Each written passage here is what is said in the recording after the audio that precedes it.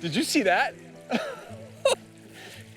So what I'm doing is I've got these stoneflies that are surface flies, and I'm laying them out about 45 degrees across the river, and I'm wiggling my rod tip so that it has a scared skating motion on the surface.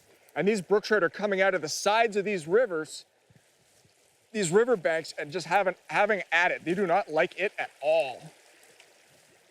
It's another good one, Keith. So it's important to keep lots of action on that stonefly so that it looks like it's actually fleeing the area where these brookies are living.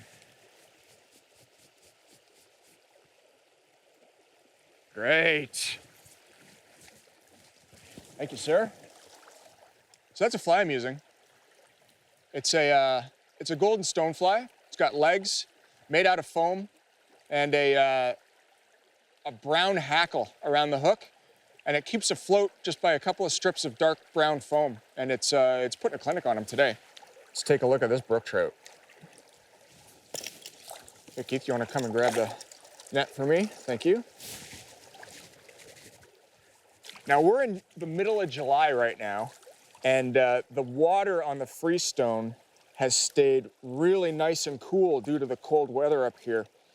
And that has allowed these fish to stay super active. And that is a great female brook trout. You wonder why they call them square tails? Look at that. Absolutely perfect. She's full of, that's a good sign of how cold the water is after a battle on fly, they're still ready to take off and do it all over again.